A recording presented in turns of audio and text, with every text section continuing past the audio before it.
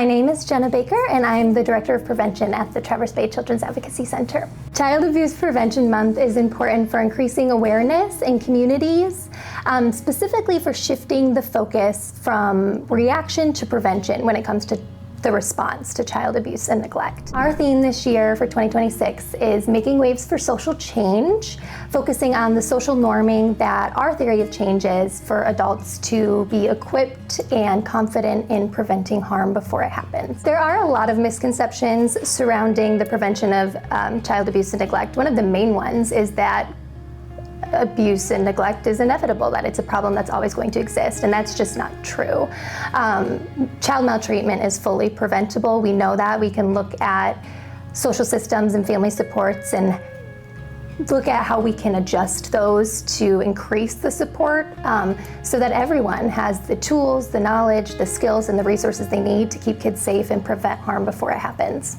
So we have three services, three categories of services, if you will. We have our prevention services, and then intervention services and counseling services.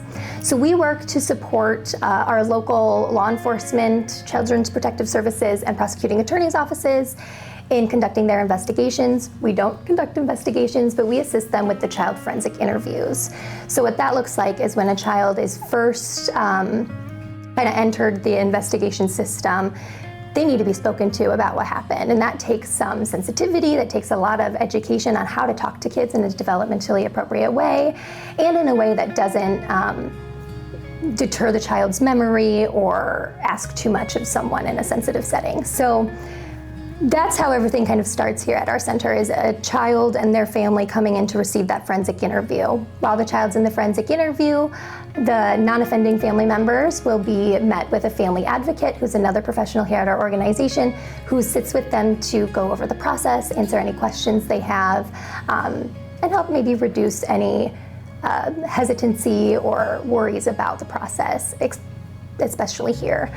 After that forensic interview is over, all of our clients who've gone through forensic interviews who don't already have a therapist somewhere else, they are immediately referred to our trauma therapy services at completely no cost to them or their family. So that's a really incredible thing that our team of counselors are able to provide as well. And then of course, I'm over here doing prevention services so that fewer people have to come and experience those intervention and counseling services in the first place. The signs and the symptoms for physical abuse are going to be very different than neglect, very different from sexual abuse. So we always like to say the very best thing adults can do to be aware of any harm that their child is experiencing is to work hard and develop open communication with your children or your students or the children in your lives so that you can develop a good sense of their baseline mood and behavior. The number one predictor that a child is experiencing something like maltreatment is a shift in mood or behavior. So if you have a good understanding of how your child acts and responds to things and moves throughout the world, and you notice a shift in that, that could be an indication that something's going on and a prime opportunity to check in.